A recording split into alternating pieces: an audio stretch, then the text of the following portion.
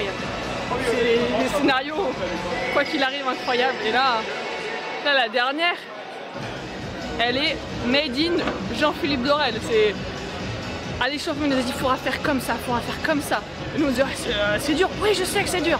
Mais là je défends, je me dis, Cécilia, boum, l'éclair. Et là, ça rentre, je repars à l'attaque. Incroyable. Et la Russie, elles sont très en forme, elles n'ont pas été inquiétées depuis le début de la journée. Donc on a une belle équipe. Il faudra poser les atouts au bon moment avec malice, stratégie. Donc voilà, descendre un peu en température, se réhydrater, s'alimenter et repartir avec une vraie stratégie. Parce que la plus malicieuse, la plus maligne sera vainqueur ce soir. Donc voilà, c'est prendre chaque instant pour nous et profiter aussi.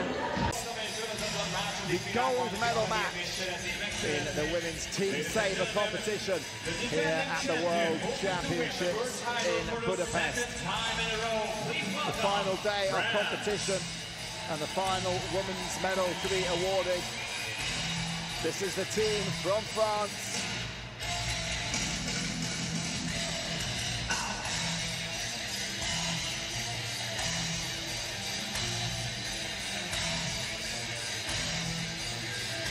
Ladies and gentlemen, please put your hands together for the four ladies representing France. Cécilia Berder, Manon Brunet, Lembach, and Queroli. And Queroli down as the reserve.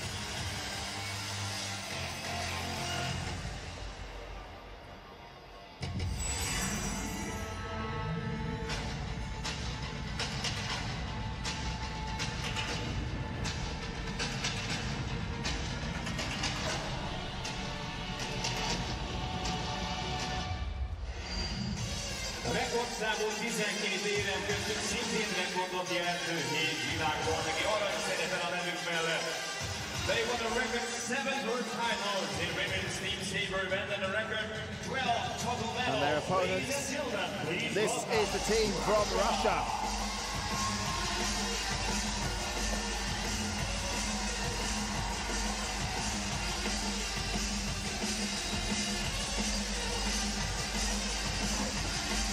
So we have the reigning Olympic champions, Russia. Representing Russia, Olga Nikitina, Sofia Botniakova, and Sofia Perikaya. Ladies and gentlemen, we give you Russia. So Russia, the reigning Olympic champions, up against the reigning world champions, France. Of the final, Marius Lorea. Vadim Goodside, Vasil Vilenchev, and Miklos Gulchov. And there are our four referees. Please start the preparation for the final.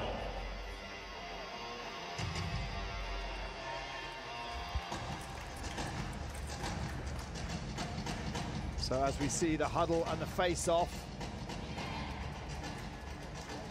I can talk you through the progression. Well, France faced Turkey in the round of 16, beat them 45-24, then took out Ukraine 45-34, defeated Korea in the semi-finals. Russia, well, they beat Azerbaijan, then China, then Italy, and booked their place in this gold medal match. It's going to be a tight one. Please start the match.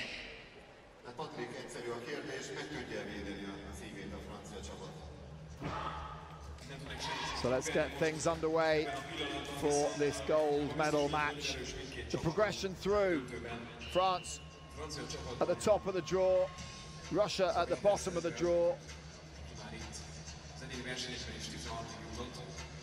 I'm not sure if that caption was entirely right. In fact, I think it wasn't right. It said that Italy was through to the final. No, they're definitely not here. Italy did win the bronze medal.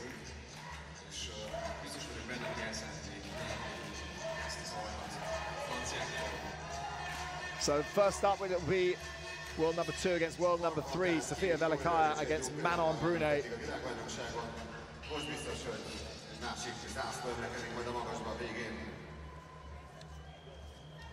Sofia Velikaya took the silver medal in the individual competition.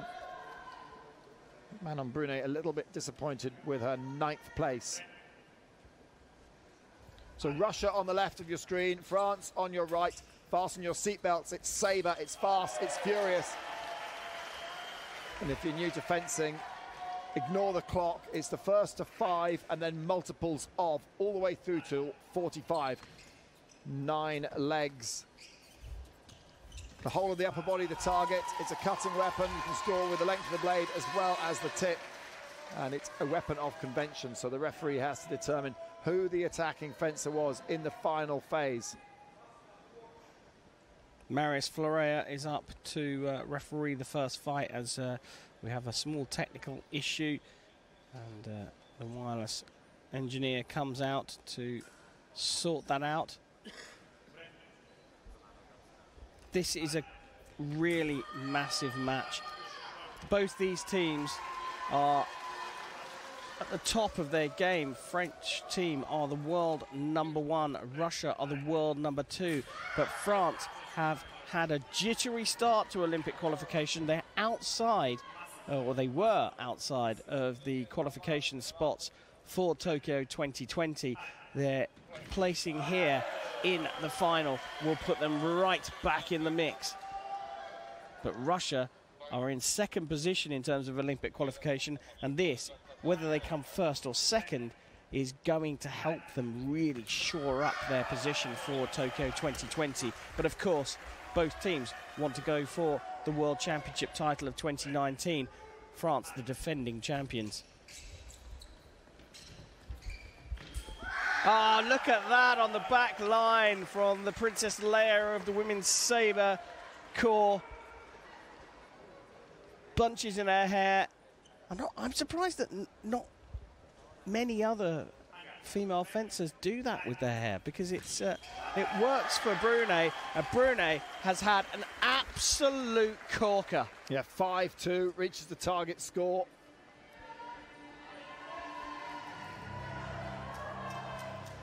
Well, Team France have done this before, defended the title back-to-back. They did it in 2006 and 2007.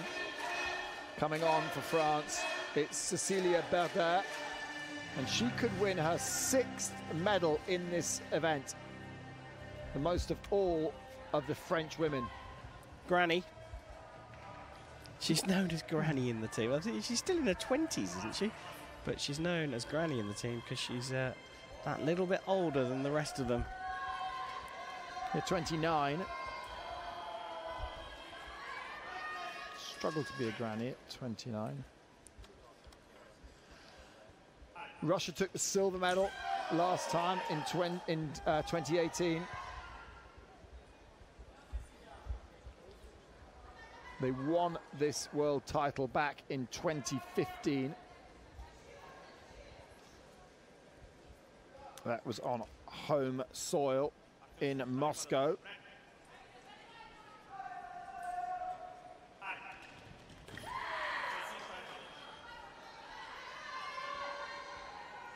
So on for Russia is Olga Nikitina.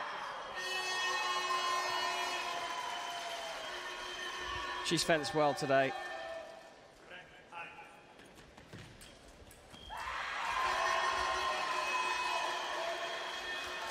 And she started well in this 2nd leg.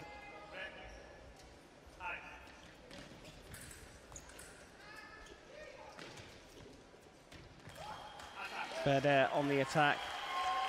I watched her earlier on this season at the Baltimore World Cup, and she was on absolute fire, dancing feet, able to land her attacks and her defense. Here, though, Nikitina is on absolutely terrific form, and some days you just come onto the piste and everything works for you, and it happens to be one of those days for Olga Nikitina. Yeah, if you're new to fencing, look at the footwork. Look at the footwork first, and then when they come into distance, then look at the hand. So the referee will be interpreting who has the right of way on the footwork, who moves forward towards their opponent first. And then he'll look up at the hand. Nikitina has established an attack and comes through and finishes that.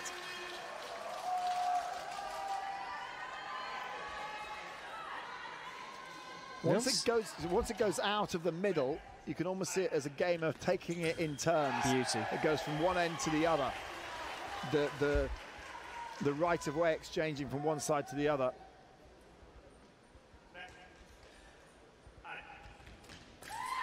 Oh, just looking for the blade there. Berder, it's one-sided and it looks one-sided, but Berder had a decision there. She just made the wrong parry. Looking for make-miss, didn't work. Nikitina landed. It was a great first leg for Brunet. This is a great second leg for Olga Nikitina. Parries, Berder has the right of way. She moves laterally across the piece and lands another attack. So she is clearly going for flank here. She thinks that's a weak area for Nikitina. That was the parry that established her attack. Finished nicely. Nikitina in the lead, 10 the target score.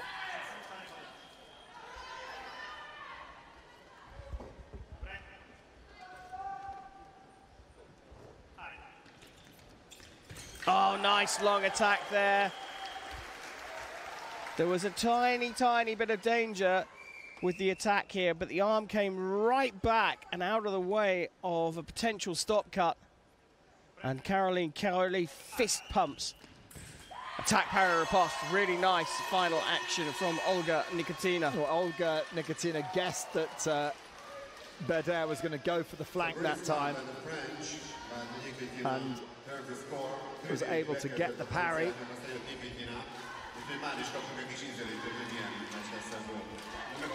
So as we go from the second and into the third, Charlotte Lembach is coming on for France. Jana Igorian, the Olympic champion from Rio, is on for Russia.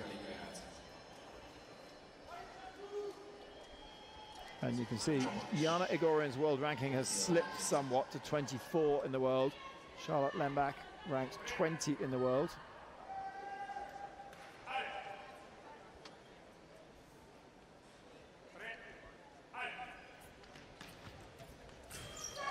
Attack left. Chachu has to get into this. That's a nickname, Charlotte Lembach. Attack from the left again. Just the slightest hesitation from Charlotte Lembach.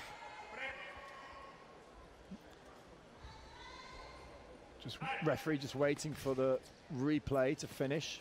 Here we go, long attack from, that's a lovely, lovely hit. It's a long attack from Charlotte Lembach, but she just held her hand too far back for too long, and Igorian just flipped a nice little stop cut on the inside of the wrist. Frustration there for the French fencer.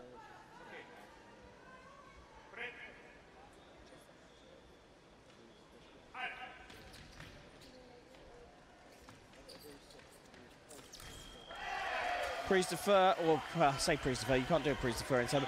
Beat attack from Charlotte. Establishing the right of way with the beat.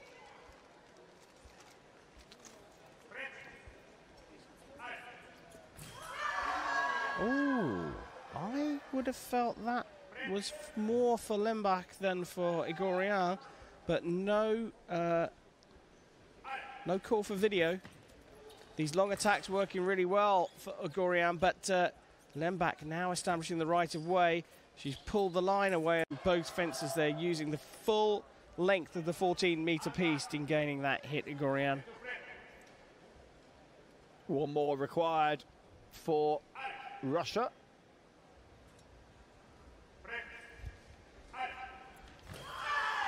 Nothing given.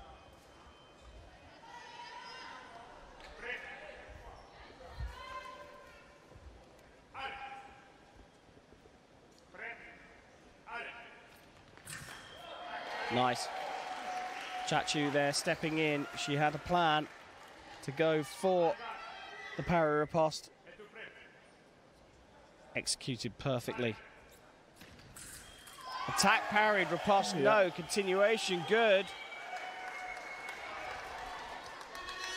The parry was so strong.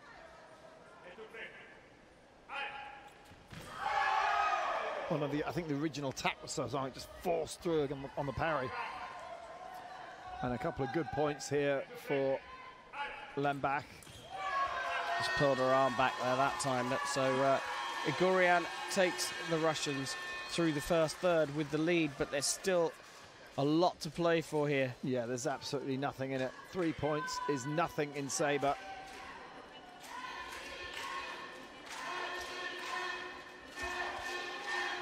And Manon Brunet coming back on for France. Olga Nikitina for Russia. This would be an interesting one because Manon Brunet had a good first leg. Nikitina had a really good second leg.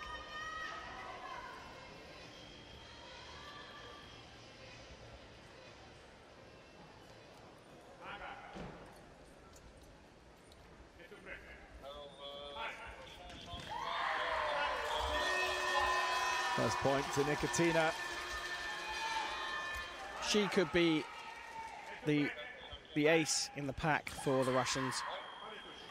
She's fenced so well today.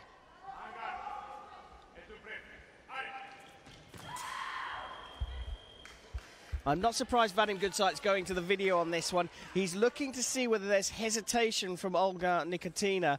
And if there is, then Brunet has the right of way. I haven't seen a replay. Here it is. Here it is. Look, the shaking of the hand. I think this is going to get given to Brunet.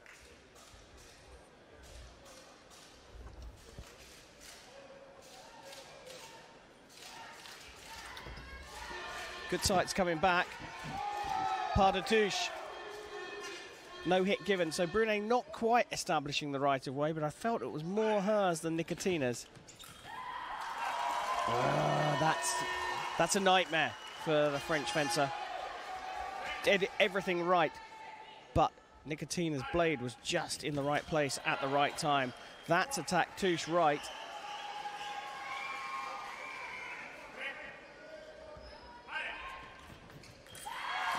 Brunet got caught in two minds. She made up her mind to do something in the middle. I think she was stepping in to look for something, but she then decided she had to get out of dodge, and she couldn't get out fast enough.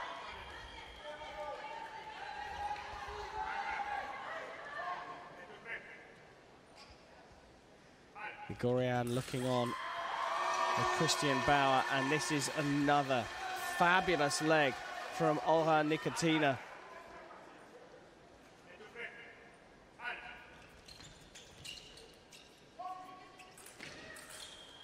Noon on the attack there.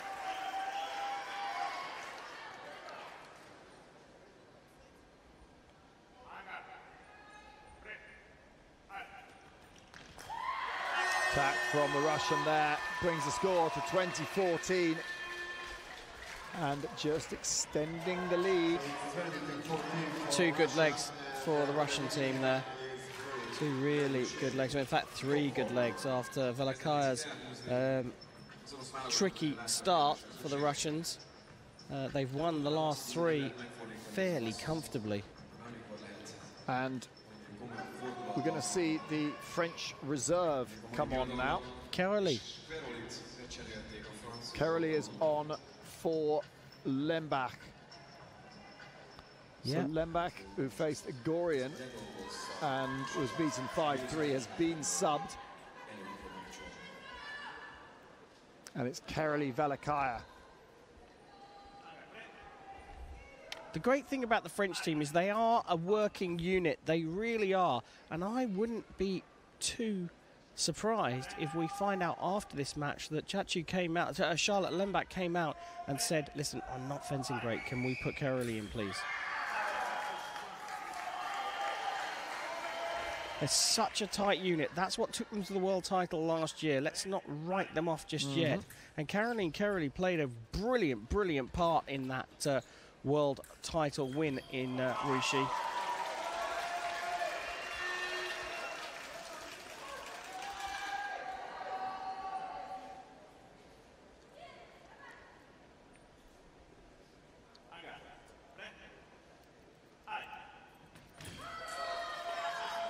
waiting in the wings. They also have Sarah Balzer, who was part of the team in Leipzig, and then injured her knee, tore her ACL. Couldn't fence for a season and is now working her way back in. Actually went to the Summer Universiade and won the gold medal there.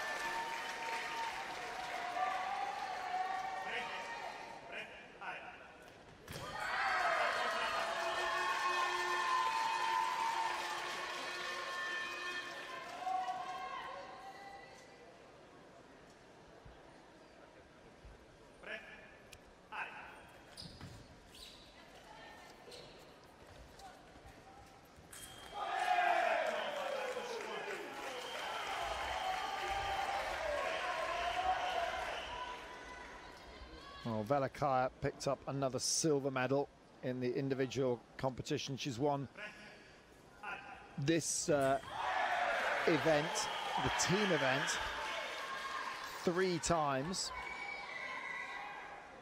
She's won a couple of golds individually as well. But Queroli doing a great job here to contain Velikaya. Ooh, close. Jean-Philippe Dorel, the French coach in the box, staying relatively calm at the moment. Queroli on the attack, but drops her hand low.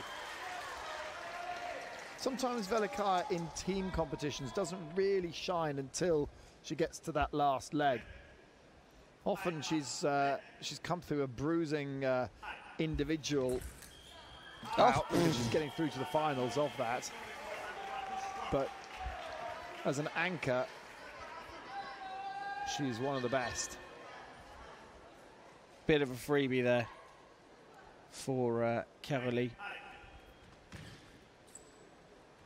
On the march now, on the long attack. She resisted, she hesitated, well, gave the right of way to Velikaya. Why would you stop then?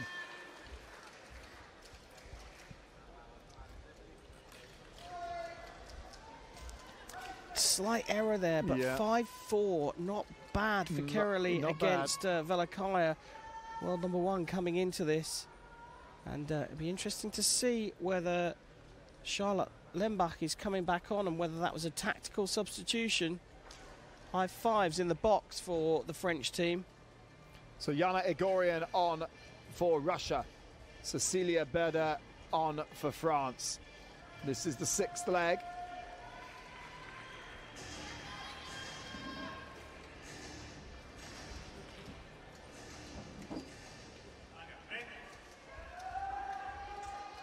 So here we go with leg 6. It's Igorian versus Berder. Here we don't go. I don't think the referee even said on guard then. Berder's ready for this. She was dancing around in preparation for this. La Ligne, the line's out. Berder trying to lure Igorian in. Igorian taking her time. And then goes for the big beat attack. Finishing nicely there, the Russian. French team have to be careful here now. They have to be really, really careful. Target score of 30. But the French need to start closing this down. Yeah, they can't go into that final third with too much of a deficit. Prise de feu from Berder, picks up the blade. There it is. And then just lands the attack with a point. And Jean-Philippe Dorel cheering them on along with his assistant coach. Nice attack from Berder. Yep. Hesitation Lunge from Igorian.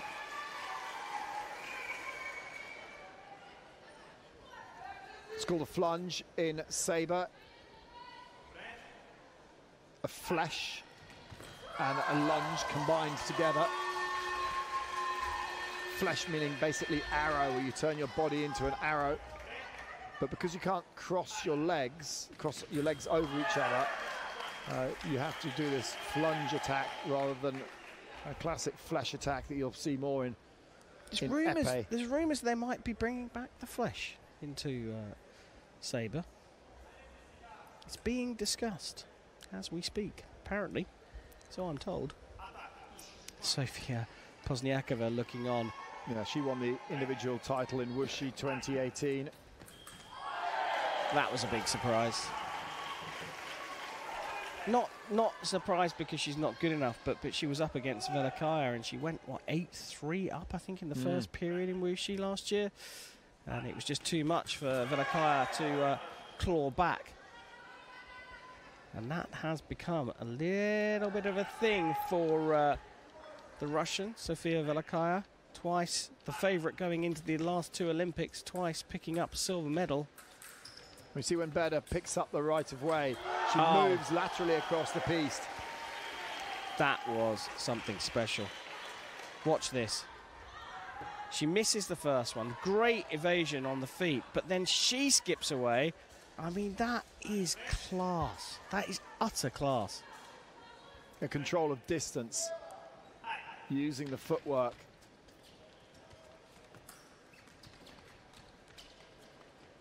Again skipping around and picks up the right of way again. And she's clearly targeting the inside area of the target against the left-hander. She's done it in the previous match and she's doing it in this one, and it's working a treat. The granny, the most experienced on the team, is doing her job.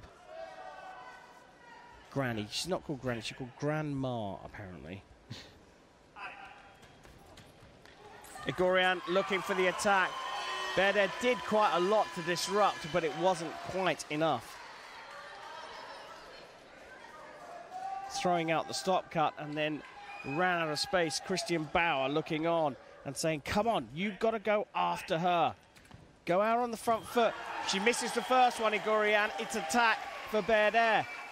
Even if Igorian hit then, it was Berder's right of way. Watch that. She stops Igorian on the left. She starts again, but Berder had it easy because she watched and she just extended her arm. She saw Igorian coming back in again and knew she was going to land the hit. Switching across to the left-hand side of the piste and finding another attack. When are the Russians going to work this one out? But 8-3 the score, and France are right back in it. Just 2 points the deficit now.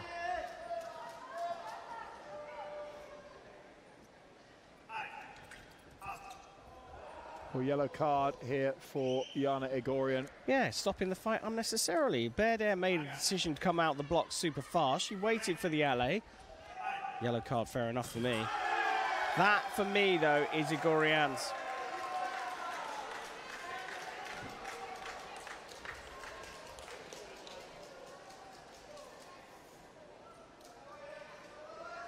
Oh, she brings her arm back, though. That's why Marius Fleuret went to the video. It is attack from Berder, and it's only on the replay that you could see the arm coming back from Igorian. Cécilia Berder is doing a blinding job here. She's gone 9-4, but Igorian one away from the target score. What a thriller this one is. A couple more from Berder would be good. Set this up nicely as we go into the final third. Attack touche left. Yeah, so 30-27, just 3 points in it. And we go into the final third, and we've seen most of the fencers twice, apart from Queroli, who's only come on for one. Queroli is back on, and Nikitina is on for Russia. Well, Nikitina's on a +7. She is definitely the star player for the Russians. Velikaya on -2 and Igorian on -2 as well. Brunet came out of her two fights on a 0 indicator. She scored as many hits as she gave away. Queroli on a -1 after Lembach was subbed off on a -2, and Berder now on a 0 as well.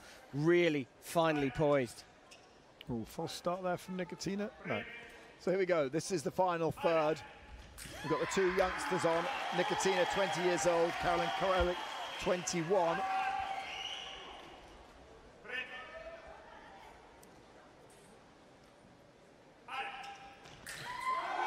Cool.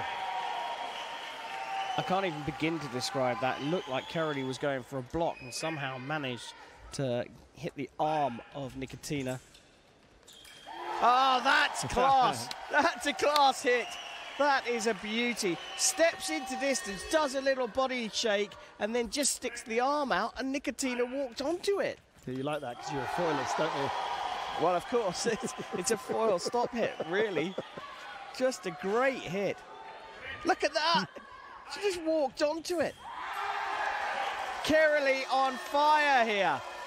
Queroli is on fire here. Nikitina is on the form of her life in this team event. This is a great matchup. And great substitution as well, bringing Queroli on. So they're tied up, 31 apiece. 35 the target score.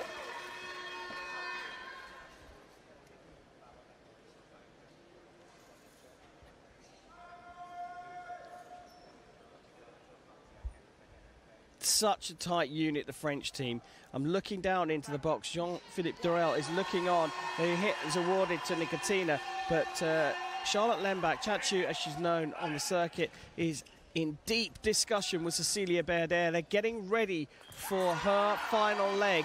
She is the anchor, Berder, for this French team, and Queroli is doing a really good job here. She needs to get 1 or 2 more hits for me. Needs to be within 2 hits of the Russians going into the penultimate leg.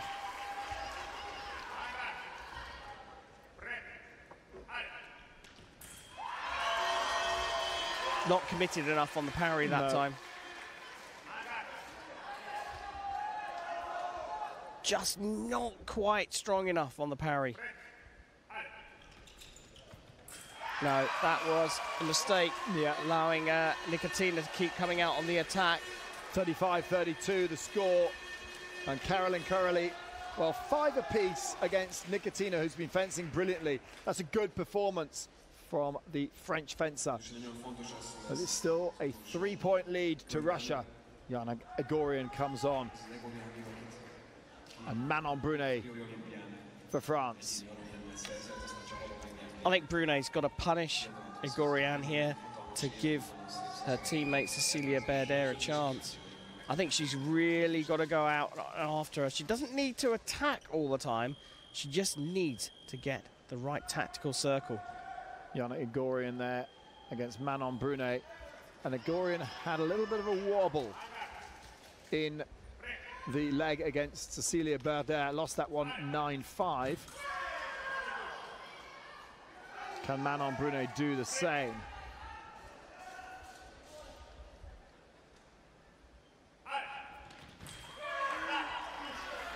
Well, that's the start.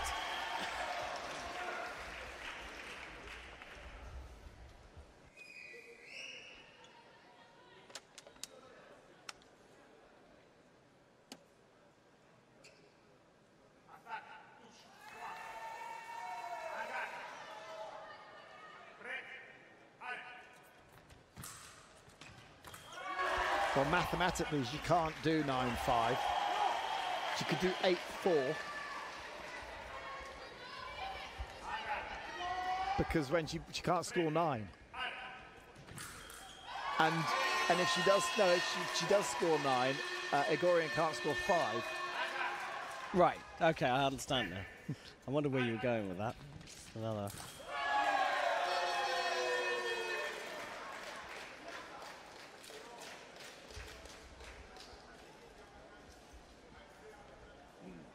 Well, I think this is probably Igorian's.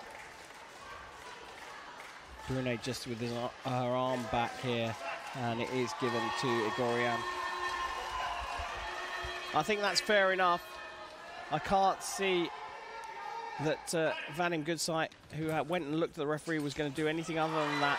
And Igorian is out on the front foot. She's not stepped back over her on guard line once in this fight. Look at Nikitina on the left. She knows there's a chance here for a gold at the World Championships. Oh, it's just too good from Igorian. Manon Brunet needs to stop the rot here. She needs to score a couple of hits, otherwise she's giving her anchor Cécilia Berder too much to do.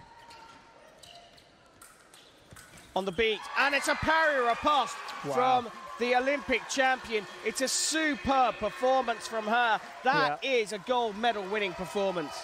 5-2 in that leg, and difficult to see a way back now for the French team. Disappointing, that penultimate leg.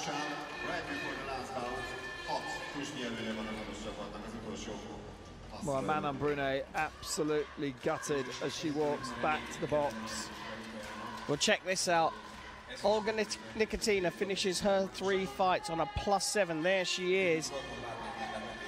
Yana Igorian finishes on a +1. There she is.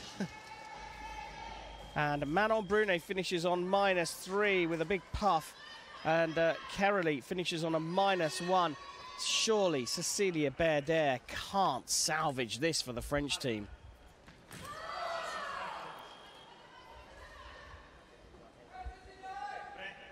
Velikaya on a -2 though. She's not had the best match of her life.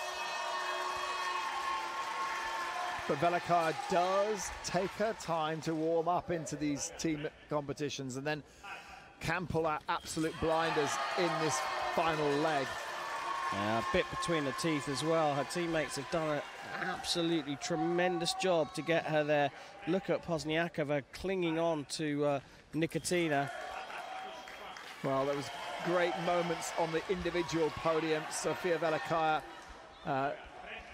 and Olga Karlan laughing and joking because it went down to the final hit. It was 14-all, and Olga Karlan won the gold in the individuals. One of the moments of the tournament, really. And Sofia Velikaya, well, she's going to make up for that individual silver performance with a team gold here. Queroli looking on, one finger, yes. Cecilia. Velikaya's going to finish this. Yeah, she is. It's a tough ask for Berder. World champions last year. They'll be on the second step of the podium this year. Velikaya is on fire here. No rush. A little stop cut and block, or a counter block from Berder. It's this is all about giving them some sense of being in the fight. But here, Velikaya. Wow, slow start off the line. What I was doing there. Yeah. Well, 2 more from Berder unanswered, and we have got a match again. And I think the French still believe this is possible. Tous les deux both do the same thing there.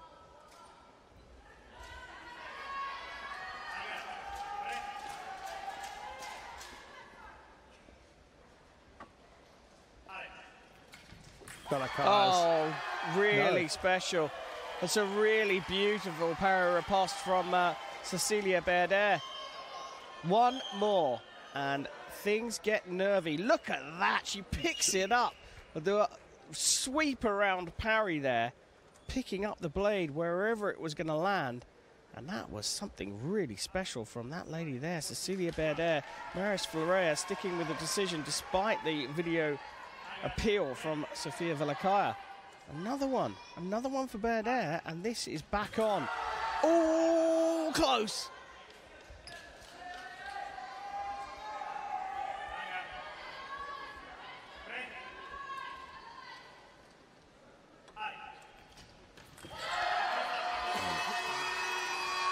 And Sofia Velikaya now just 1 away.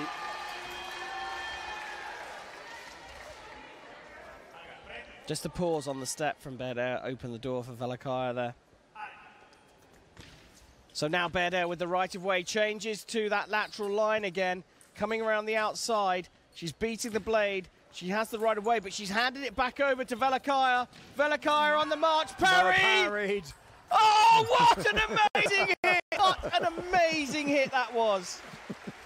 To and fro between the two of them. End-to-end stuff.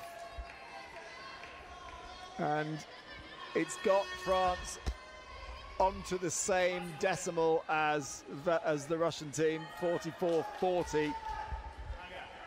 Great hit. Velikaya just needs 1 more. Oh, there it is. There it is. And Russia are the gold medalists. A brilliant performance.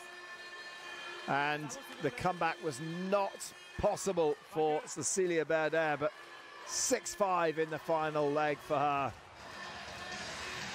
So, ladies and gentlemen, the new world champion.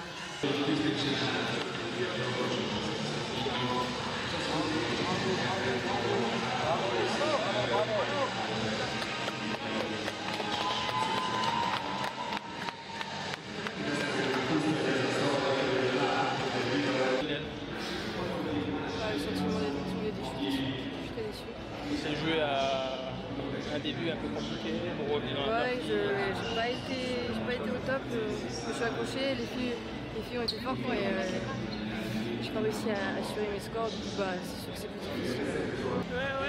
Celle qui a fait le plus mal toute la journée et qui a fait mal à toutes les équipes, c'est Nikitina. On n'arrive pas du tout à l'aborder, elle a un jeu très différent, elle est très percutante. Je savais que ça allait être difficile. Après sur les autres, c'était bien, il manque pas grand chose, un moment pour basculer même presque devant.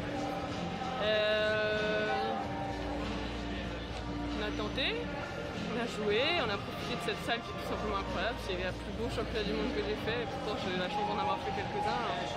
Pour rentrer, la piste elle est magnifique, voilà, elles ont été plus fraîches à certains moments et de part des postes aussi, donc bravo. avec un peu de fatigue nerveuse ouais, aussi. Il y avait un peu de... Ouais, mais tant pis pour nous, ça c'est notre problème quoi. Si on avait un peu... Mais ça c'est notre problème quoi. Si on n'est pas prêt physiquement sur une finale du championnat du monde, c'est un vrai problème. Donc voilà, il y a des choses très intéressantes et bravo à elle. C'est une belle équipe de Russie, c'est évident. Et là, elle rajoute un style très différent. Donc, dans la concentration, il faut imaginer, tu fais un match contre une personne et après il faut tout changer ta stratégie parce que c'est très différent. Alors qu'en habitude, la Russie c'était vraiment le même schéma tactique. Et là, c'est un nouvel élément qu'elles apportent qui est incroyable. C'est malin de leur part. C'est une très bonne saison pour notre collectif, pour le collectif France. Et je pense aussi à tout le groupe. C'est-à-dire que là, on est la chance d'être 4, mais on est une dizaine à l'entraînement. Et c'est ces 10 filles qui nous ont poussés tous les matins, elles nous envoyaient des messages, elles nous suivaient. À force d'un collectif, ça se crée là. C'est un sport individuel, mais avec le collectif, on va beaucoup plus loin.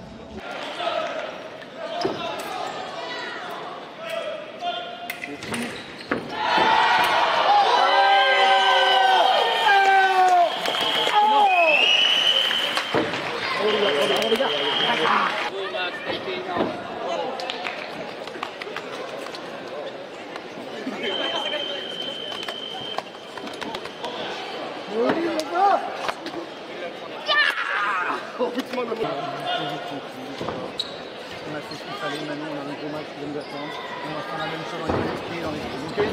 Ok les gars, c'est exactement ça. Allez, c'est très bien, bravo les gars, bravo. C'est ce qu'on espérait, prendre beaucoup d'avance pour bien finir.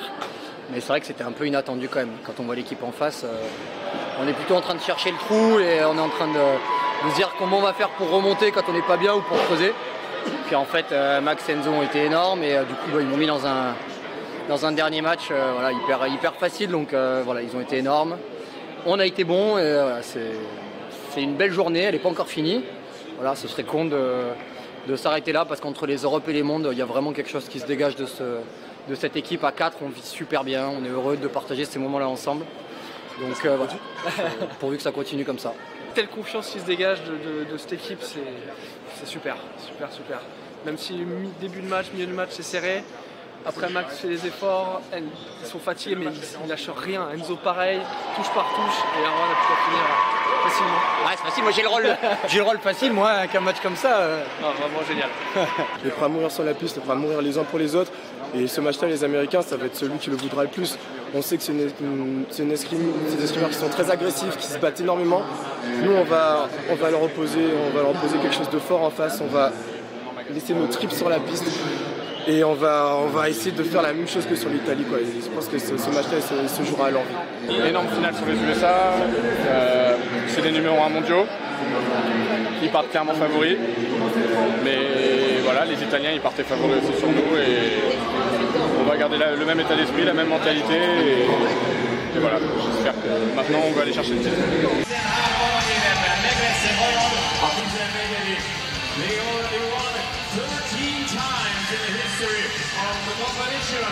In this event, is it going to be number 14? Ladies and gentlemen, this is France. Now, this is the team from France. They have a sterling record in this competition over the years.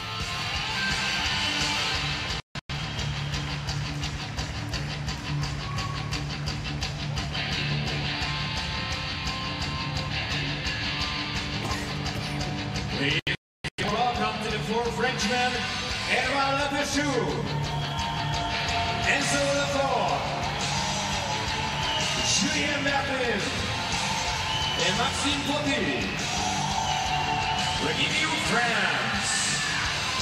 That is the team from France, a close-knit unit. So this is the men's team foil gold medal match about to get underway. The final medal to be decided here in Budapest. It's the USA versus France, and it's getting underway very, very shortly. Well, while they do their huddle, I'd like to introduce Mr. Karim Bashir into the commentary box. Karim, you must be really excited by this. Oh, this is mouth-watering. It's huge. It is the blue ribbon event. I know that there's a lot of battle between the weapons, but the men's foil traditionally has been the concluding match at the World Championships, and it is so here.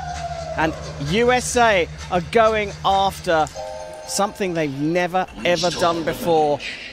They have a big chance here, but the French team boasts the individual champion and Erwann Le Pechoux. Well, we talked about their progression through to this gold medal match. That's how they achieved it.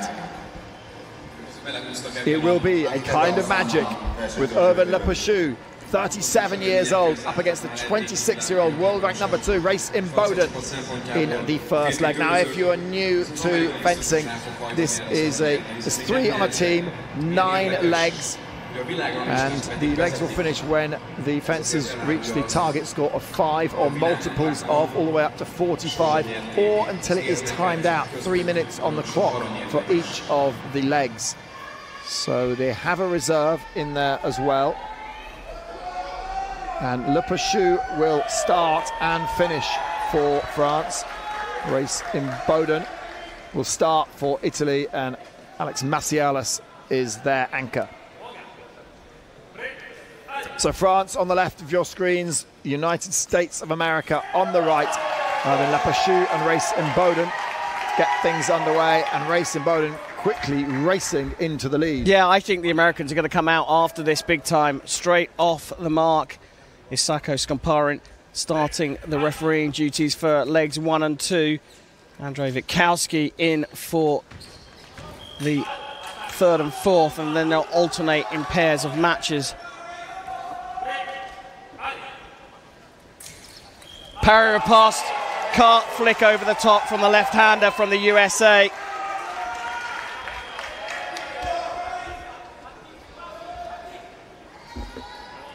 Well, Race in Boden actually earns money as a male model. Can he fashion a victory here tonight? Will he be able to strut his stuff on the catwalk? Attack parried for me, but Le Pechoux was still going backwards as Mboden finished his lunge with a remise. 3-0 already for the USA. They are going out after this early doors, and acknowledged by the American. And I hope we get a look down at the American box, because you have, there you go, there it is. On the right-hand side, Greg Massialis running the order for the USA. He is an Olympian himself, and in the box with him is Stefano Cerioni. The French box there, Emeric Clot is the head of the French foil program. Another attack from Race in Boden, and they have raced out to a very early lead. I fancy they'll keep going on this, as Skomparent, the referee, has been asked to go and review the video by Mr. Team Fencing, Erwann Le Pechoux.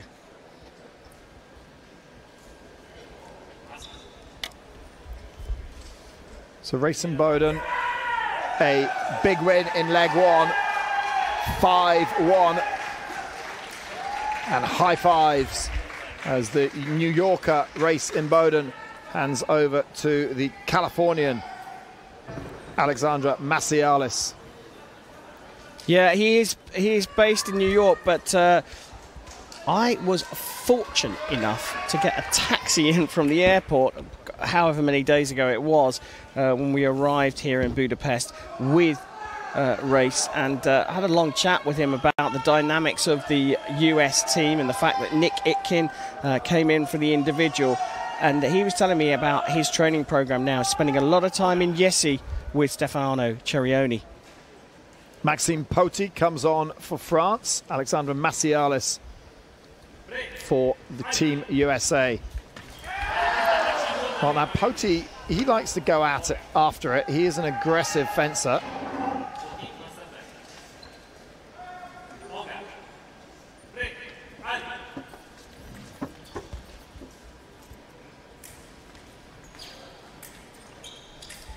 Massialis finding the blade though. Likes to find the blade, then keep his well out of the way, establish the right of way, and then finish the attack. He's also very good at the counter, diving in if his opponent starts too quickly. This time he stepped in and tried to find the blade, and Pauty has a game plan here to stay close. A little accidental hit round the inside of the mask. It does happen every now and again. I'm sure Massialis will be fine.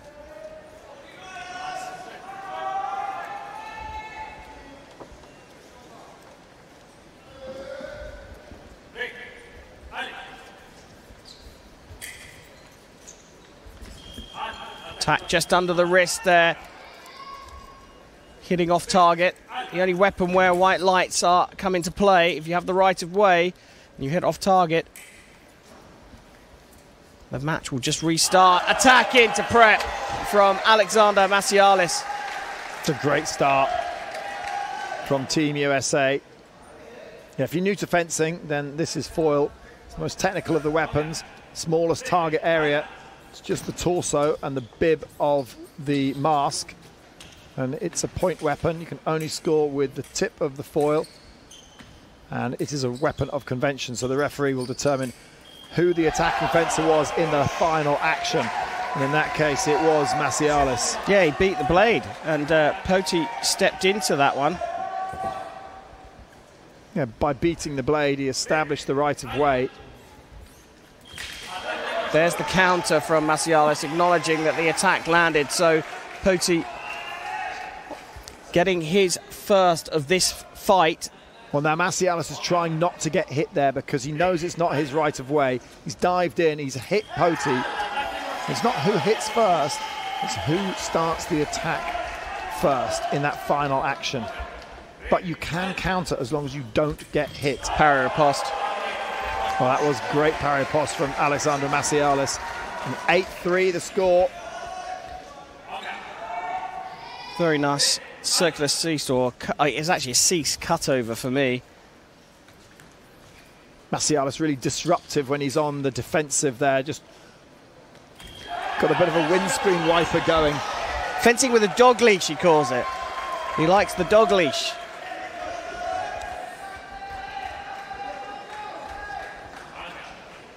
Pauty not happy there.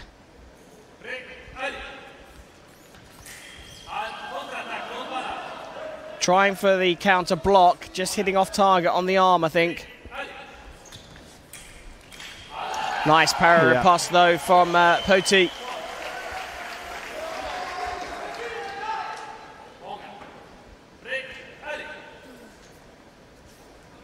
There goes the dog leash again on defense.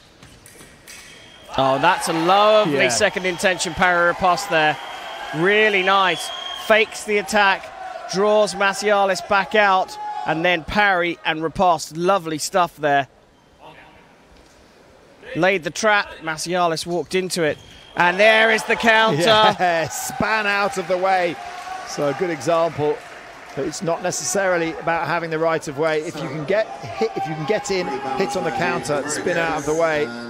One light on, can only go one way. So we're into leg 3, and America have started really, really well. 10-5 the score. Garrett Meinhardt comes on for America. And we'll see, he is world rank number 5. Enzo Lefort, though, he is the most on-form fencer of the French team. World ranked number 3. His world ranking improving after he won the individual title in these championships. Yeah, back up in the echelons of where he was just a few years ago. Meinhardt not quite has the flamboyance of the other two in the team, but he's very, very effective. Solid, reliable. Likes to find the blade. Parry-riposte off target there for Lefort.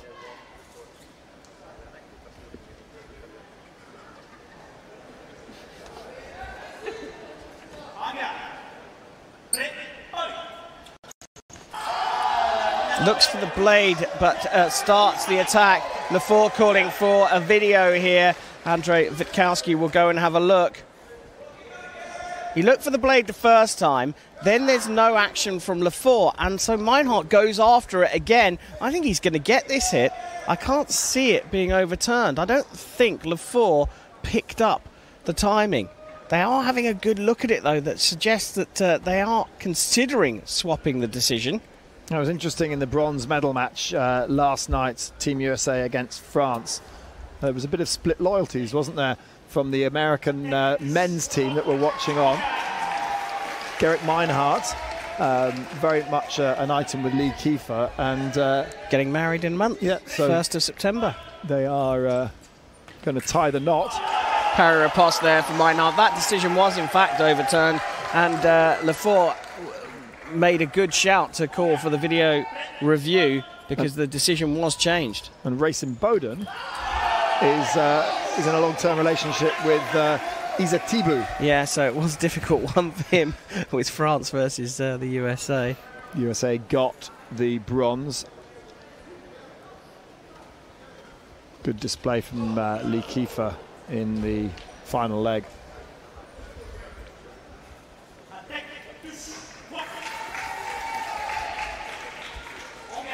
And yesterday you had the coach of the men's team. Yeah, Greg Marcellis was up here for the women's foil bronze and gold medal match, and great to have him in the box talking all things foil.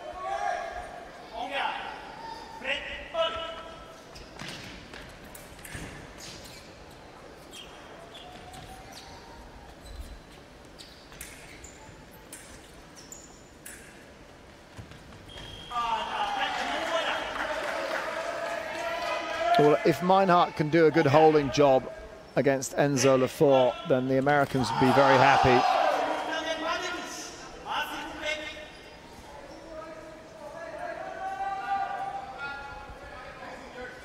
It was last season when the American team went to the World Championships. They'd won all 5 of the World Cup team competitions, and then were not able to convert that into a gold medal, beaten by Italy in the final.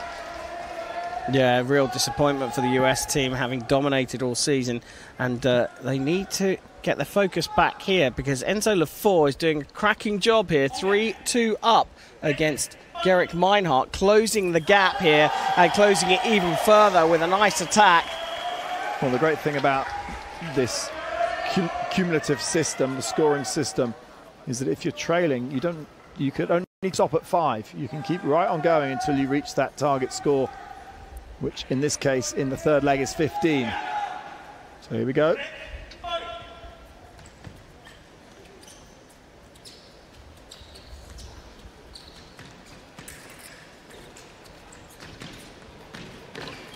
Nice attack again from Enzo Lefort. He's getting Meinhardt pinned down here. Meinhardt needs to go out on the attack for me, because Enzo Lefort, keeping that blade well out of the way on the attack, just forces the counter. Well, when you're getting pushed to the back line, your options become limited. Parry-riposte though from Meinhardt. He decided not to concede all the ground there. He stopped a metre short of the line.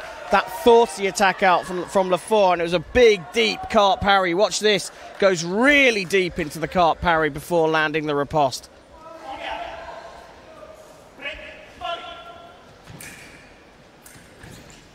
Now Meinhardt showing some intent on the attack.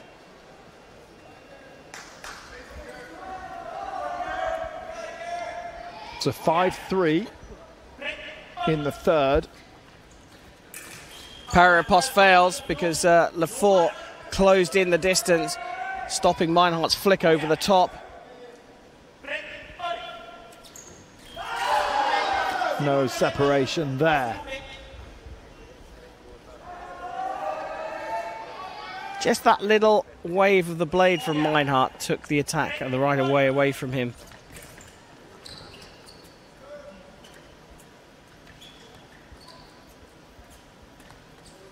Again, Lefort pressing forward. He's still got the attack, even though his hand is back.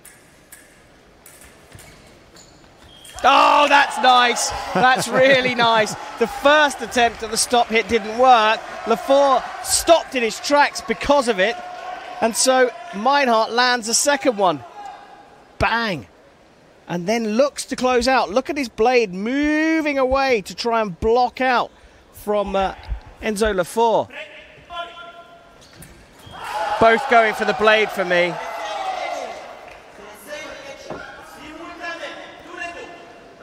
Both going for the blade for Andrei Wikowski as well. They're both doing exactly the same action, the two right-handers.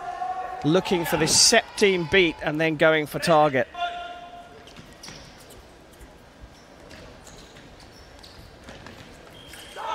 That's a classic Lefort attack, unfortunately off target for the Frenchman.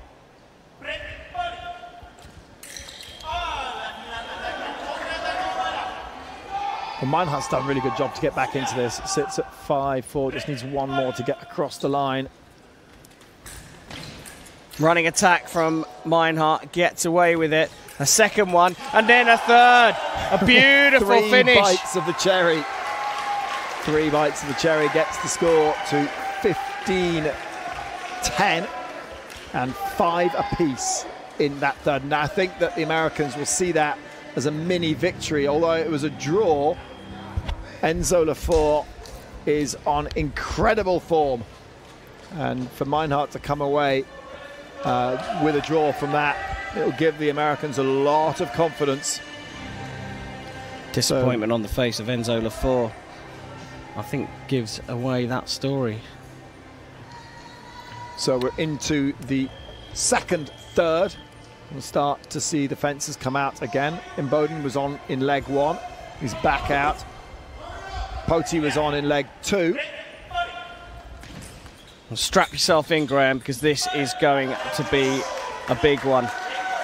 Racing Bowden is well up for this. And it'll be fast. Both very aggressive front foot fencers.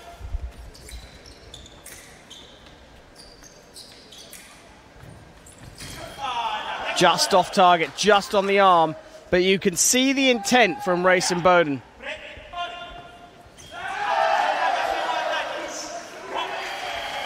Well, Racing Bowden just acknowledging that hit.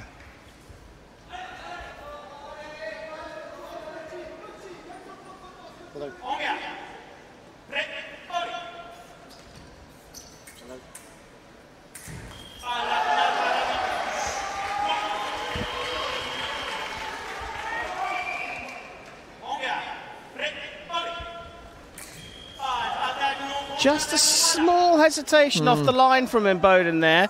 So you've got to say that Pauty is doing a good job here of containing Imboden. It's when the distance opens up, when Pauty gives him room, Imboden is deadly. Counter riposte, beauty. Real great example of second intention there. Going for the attack. Watch this. It goes to the attack. It's parried, but that was the gag. That was the trick. That was the trap that was set by Imboden to go for his counter parry riposte. Now, a little bit more simple in the middle, going straight after him.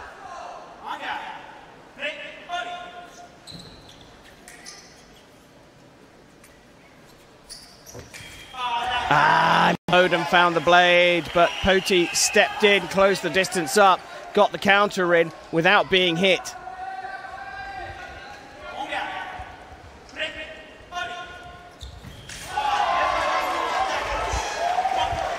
If you rush in like that against Racing Bowden, you're in trouble. Attack from the left. I think that's good. I think that's good. I think that's correct. Well, Race was just asking Greg Macialis if he should go for a video. Decided against it. I think the Americans were actually thinking about calling for a video, but I'm glad they didn't, because that was Pauty's attack.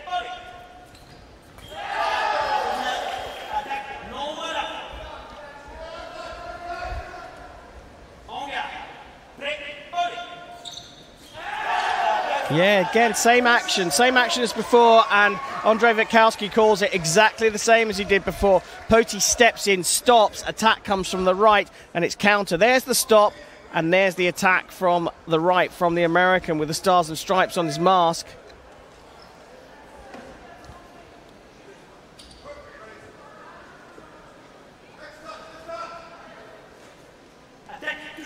Sticks with his decision. So Pauty without a video review now in this fourth leg.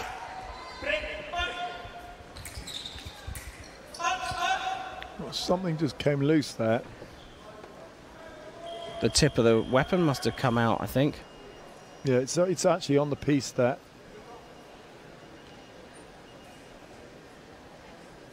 Normally if the tip of the weapon comes out, then there's a light, the white light comes on, so perhaps it's part of the body wire. Oh, it's the clip on the body wire, that's what's come away. So the body wire's 2 pins, and then it clips around the bottom of the socket, and it's that clip that comes around the bottom of the socket that's come away in the body wire. So Erwann Le Pechoux handing over the spare body wire to Maxime Pauty. He's showing it there, you can see very clearly the clips come off that. So running through a new body wire. Pretty quick exchange here with this system of tying one end to the other and running them through. And there you see the body wire just absolutely destroyed in that beat. Just exploded.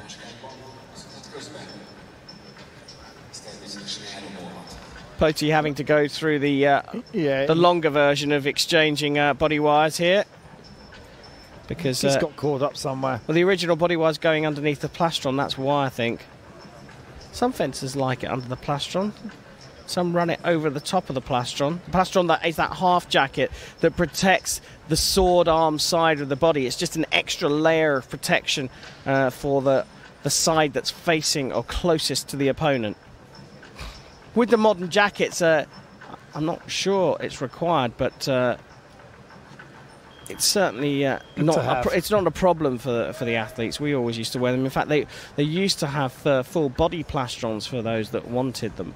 So the plastron now is just a half jacket that has a sort of neck tie that comes around the top and goes through the sword arm.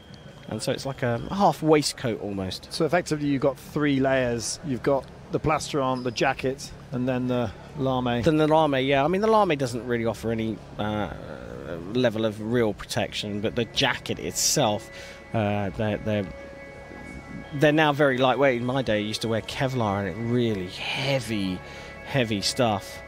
And there's the new tat from Miles Chamley-Watson. A big fan of the tats is Miles. Also in cling film. Also a catwalk model himself. Miles Chamley-Watson. Could have fenced for Great Britain, you know. Yeah, born in London.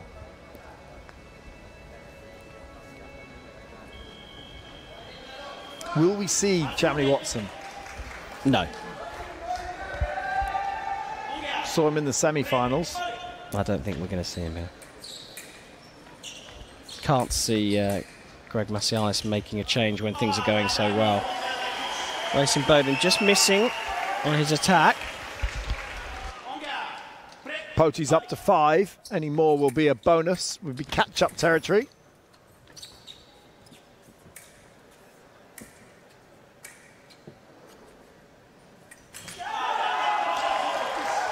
Well, that is that. 2015, this 5-point lead that was established after leg 2 remains.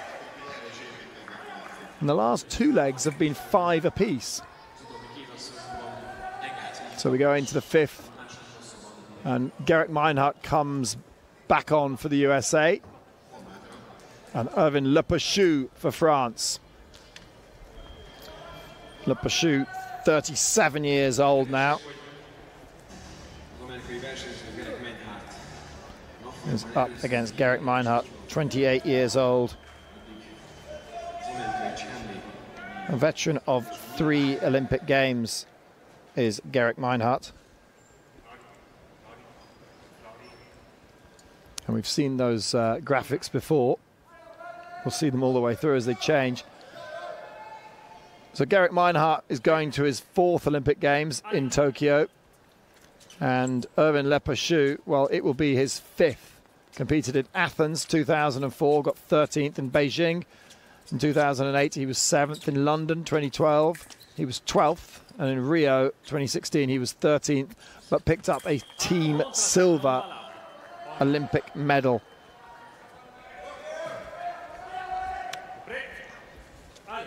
Will it be a team silver or a team gold for Erwann Le Pechoux tonight?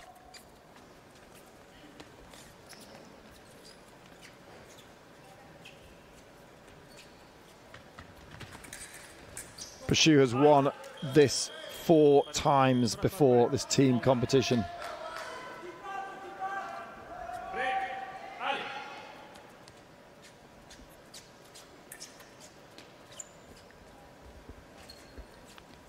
Isako Skomperin back on as ref.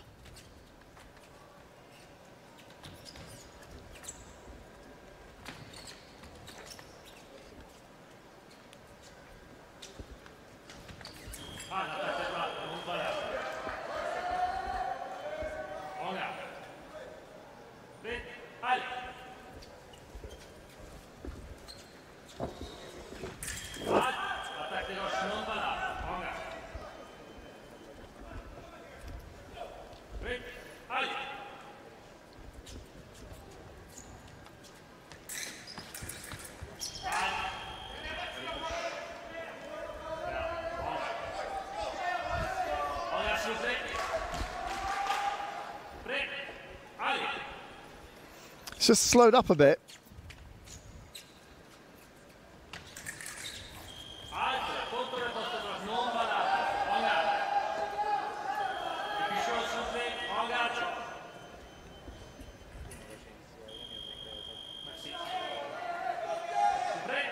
Now, a point hasn't been scored. And we've been over a minute.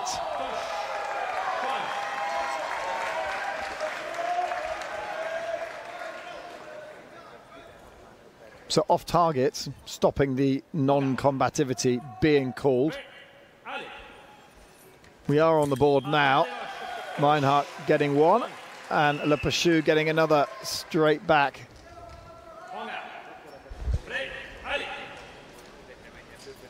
French will be looking at this one as an opportunity to close the gap. Erwann Le Pechoux. I think there's probably only one other fencer that I'd put right up there as someone you'd want on your team, and that's Peter Jopik, the German. They have a habit of not only performing well in individual tournaments, but also in team events. And Le Pechoux will be looking to target Meinhardt here and get a few points back. It's already looking like a big problem, though, for the French team. That's another attack from Meinhardt, and Meinhardt is just 2 away from the target score of 5 here. It's a slow and steady approach to Le Pechoux. I think all the Americans have decided that's the best way to attack him. Establish the right of way and then slowly finish. But Le Pechoux now closing the distance in, finding the blade and going for a simple prise de feu attack. Super fast. He's so quick. Yeah. Le Pechoux calling for a video review here, but Isako Skomperin has said attack from the right. And for me, Le Pechoux steps in, looks for the blade, but doesn't find it. So that cherche l'affaire, looking for the blade, is what takes the right of way away from him.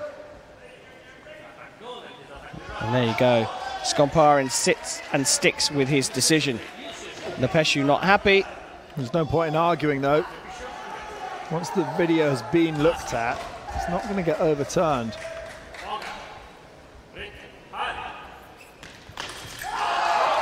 So that is it, 25-17. That was a great leg from Gerrit Meinhardt, 5-2. And the lead extended now. And it's not over for the French, but they are in a spot of bother. They need a good leg from Enzo Lefort now, coming on against Alexandre Macialis. So the Americans have managed to increase their lead, and it's now 25-17 for the United States. And the French coach there just coming on to, I think, suggest a substitution. Well, I think, bizarrely, they might well be taking out Erwann Le Pechoux and bringing in Julien Mertine. We'll have to wait and see what happens here. But Le Pechoux on for the anchor leg. They can't change Pauty. He's on... well, they can change him, actually. They can change him for the next fight, and they have. That's what they've done. They've pulled Pauty out. They've done it just in the nick of time as well, because if this match had started, then they wouldn't have been able to do that. So Pauty's been sacrificed here. I'm not sure that that's so fair, given the fact that Erwann Le Pechoux is on a -7 indicator. Yeah, but Erwann Le Pechoux is the anchor.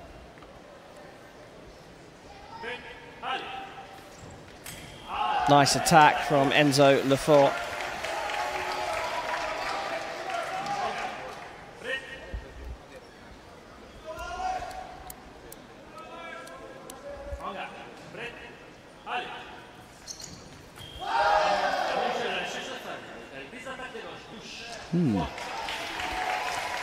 The American box seemed to be happy with that decision. The first attack was no from Lefort, but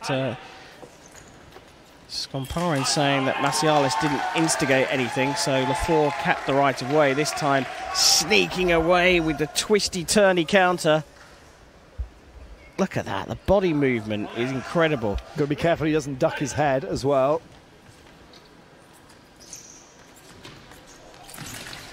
Blocked out. The American with the right of way at the moment.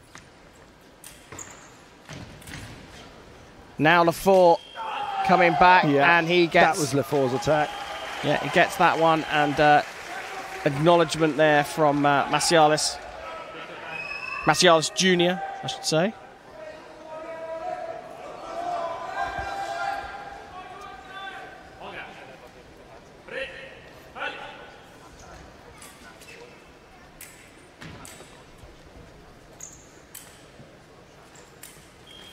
Attack right, touche. Finding the blade is the critical thing here, and that's exactly what Macialis is doing. The repetitive beats are trying to lure Lefort into counter-attacking, and that's exactly what he did. Attack left, though. Yeah, that time it was Macialis that was lured into the counter. 4-2 the score, Lefort doing well here.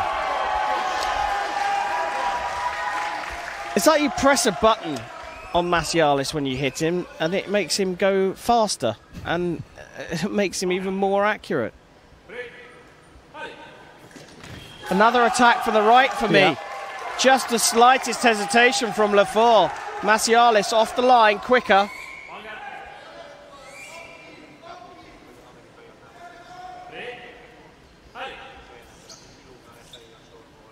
And again, Lefort letting him press. Parry riposte is good.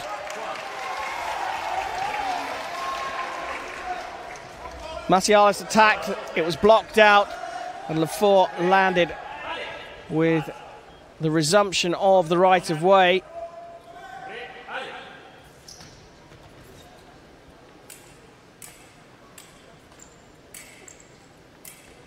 All these beats, all trying to lure the counter. Ooh, just right on the back line there, Lefort. They know the length of the piece, these guys. Did not step over.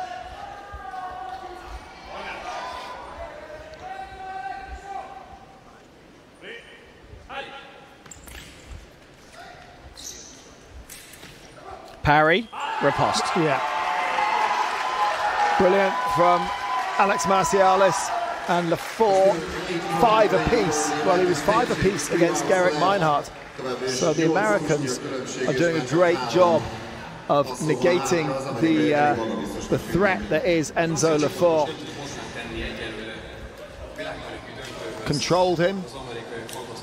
Look at this riposte, so patient, just looking down, waiting for his opponent to open the target area, and then angulation of the riposte, which Greg Macialis was talking about last night. The pronation of the wrist now is so critical in foil because of the deep parries, and also the way that the athletes lean. So Julien Mertine is on as a sub, 31 years old, world rank 22. He's going up against Gerrit Meinhardt. Meinhardt goes straight after him. He's in the rhythm. He's already had a couple of matches here. And a parry riposte there over the top. Circle C's flick on the back. He makes that look so, so easy. Look at this. Just hand so high, and then it's the flick of the wrist. And now we have a technical issue.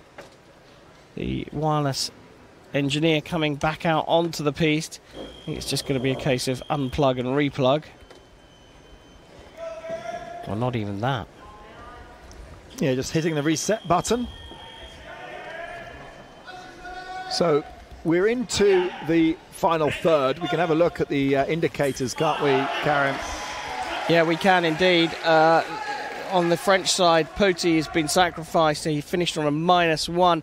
Le Pechoux, who's coming on for the anchor leg for the French, -7. Lefort has gone 0 with his indicators. He's scored as many as he's given away. On the American side, it's +1 for Macialis, +4 for Imboden, and +3 for Meinhardt coming into this one. He's a +1 in this one, so net indicator is a +4 for Gerrit Meinhardt. So looking very good for Team USA.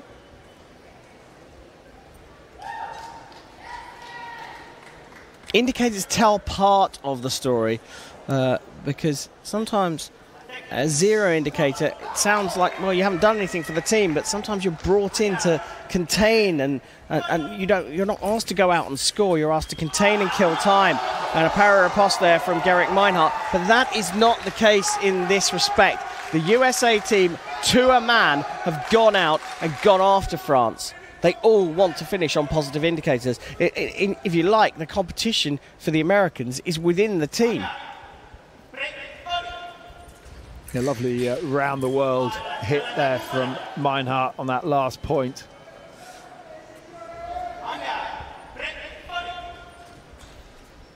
Of course, Miles Chamley-Watson, who's the reserve, actually has a hit that's named after him.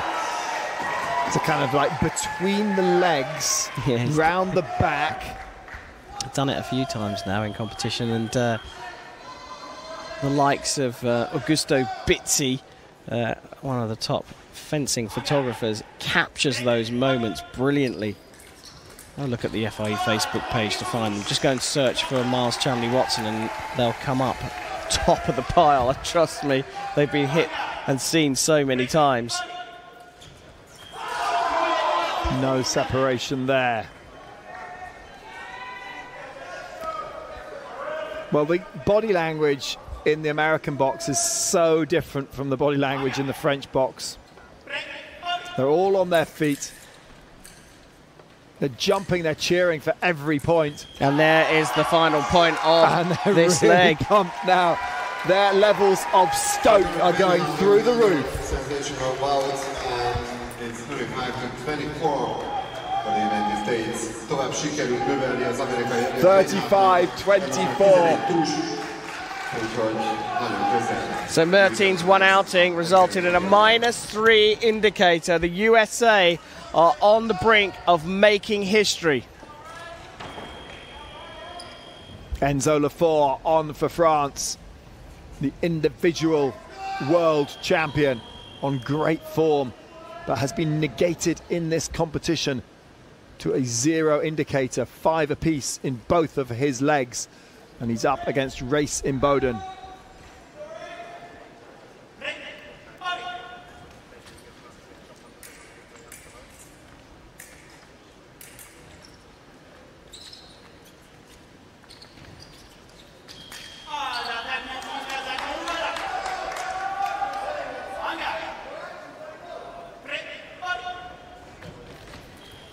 Attack left touche. Yeah.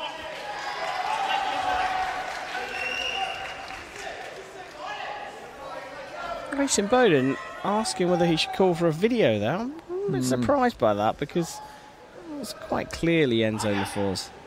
The heat of battle does strange things to a fencer's mind.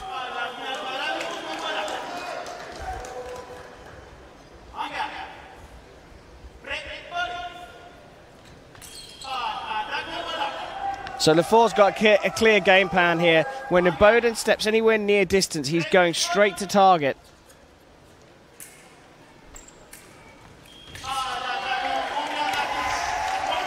Every time. He's done it every time so far in this fight. I know it's only 19 seconds old, but every time Bowden stepped into distance so far in this fight, Enzo Lefort has just gone straight to target. It's a risky strategy if he sticks with it, because surely Bowden's going to spot that. Well, 3 unanswered points to Lefort. Bowden needs to change something here. But he needs to set the hit up more. He needs to dance in and out of distance. He needs to set the hit up before going for it. Perhaps attacking from just a little bit further away as well would help. You'll be able to see what's going on.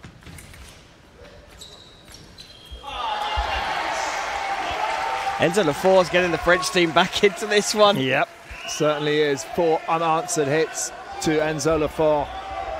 Bowden has to change things. Cannot keep doing what he's been doing.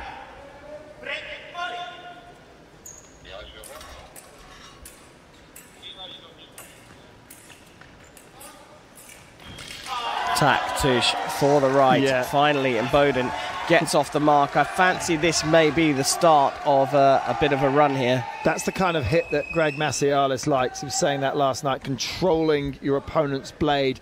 It's the safest way to attack. And now attacking from just that little bit further out as well. And in close quarters, lands a single hit. I wonder if there'll be a video review here.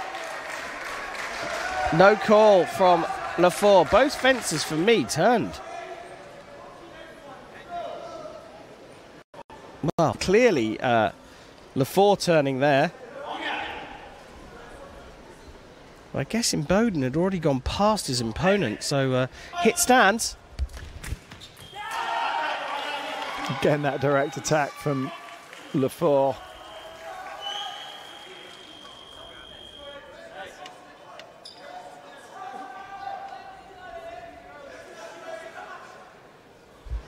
Alex Macialis grimacing there, wincing at the fact that Bowden had missed. Stray white light. The body wire cord came out.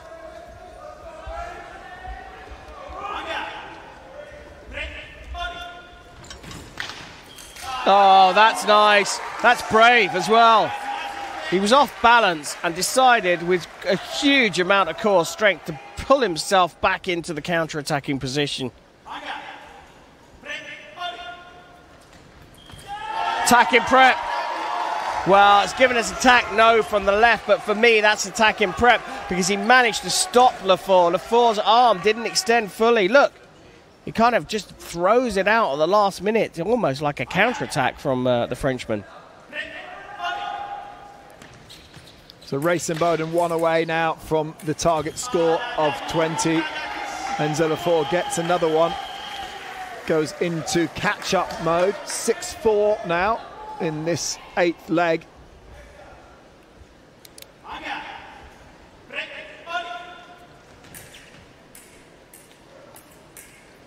Yeah, and Bowden trying to control Enzo Lefort's blade.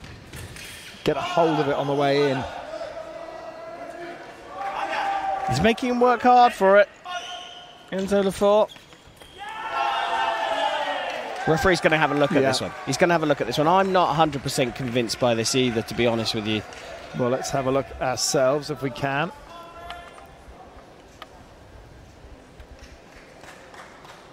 Right, so there's no meeting of the blade as yet. 6 and 2 threes for me. He's giving it for the American. 40-30 the score. And America have 1 foot on the top of the podium. A 10-point lead going into the last leg. I don't think even the great Erwann Le Pechoux could make up that. Don't say that, Graham, don't say that. I've seen him fight back from similar positions for the French team. I think the Americans may have a little bit too much to offer here. Alex Macialis on the piece for them. Well, for Le Pechoux to win this, he would need to win it 15-4. Yep, or more. 15-3 would do as well.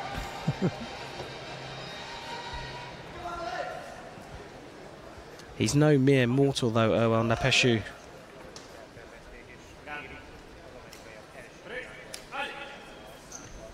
But you have to fancy Alex Macialis and the USA team here. Time for them to make history and become the first USA team to win the World Championship men's team foil competition. Yeah, the blue. Lovely stuff from Macialis. The blue ribboned event.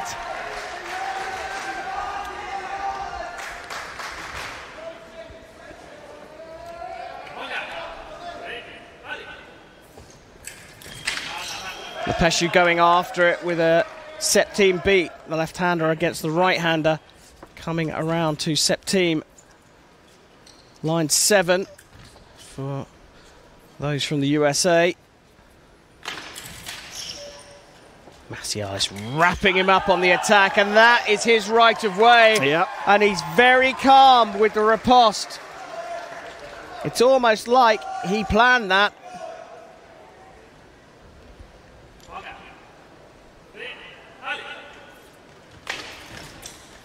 Close quarters, Macialis is great, but the referee had already called halt.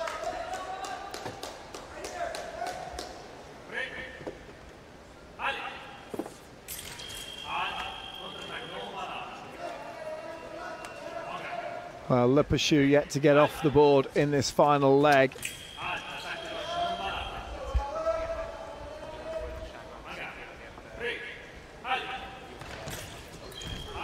Unlucky from Le Pechoux, just hitting the shoulder there. The bit of the shoulder that was off target. Got to be so accurate when you go for that point there.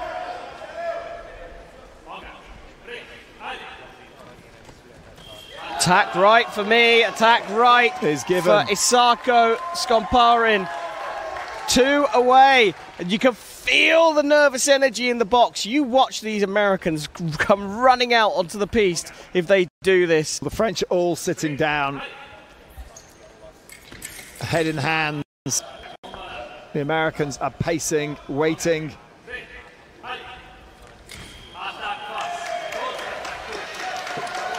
And Erwann Le Pechoux gets one onto the board.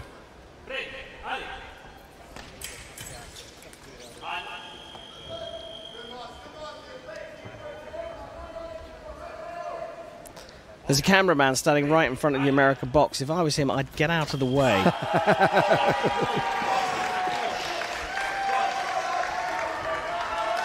The Americans are so close here.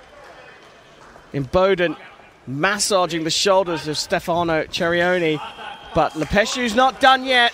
He's not done yet. Well, 2 on the scoreboard. It's just a question of when. It's history for America! America are the gold medalists, and here they come. They're onto the piste, and they are celebrating as a team. What a fantastic team performance. Alex Macialis acknowledges his competitor and handshakes for the team from France. But now the Americans can jump for joy. They have done it for the first time in history. America are the gold medalists. C'est de la grosse déception parce que là on en parlait avec Enzo et c'est vrai qu'on ne sait jamais quand est-ce qu'on va se retrouver sur une finale mondiale. Donc là d'abord c'est de la déception d'avoir perdu. Après, oui, je veux bien que tu enlèves ta main de mon épaule.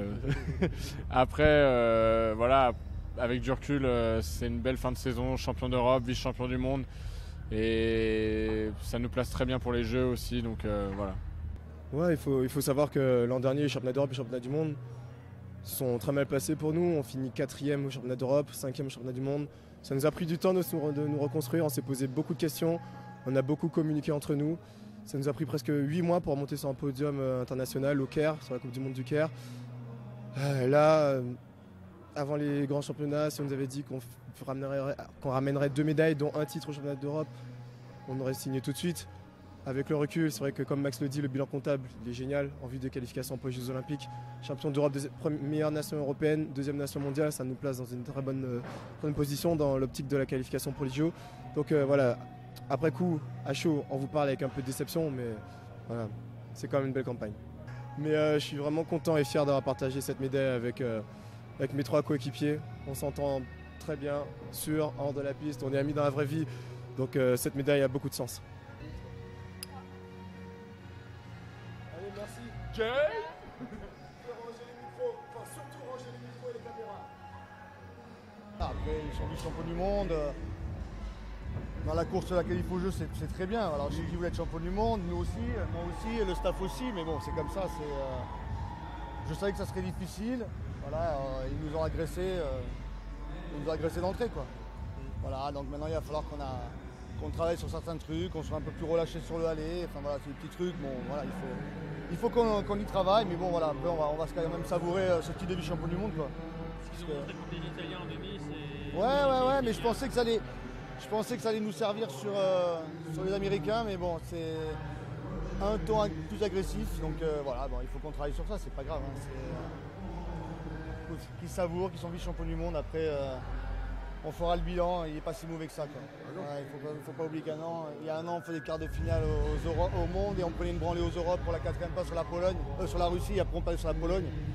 Donc voilà, il y a encore du travail, on ne va pas se voiler la face, mais les choses avancent et évoluent et c'est très bien et je suis content pour eux.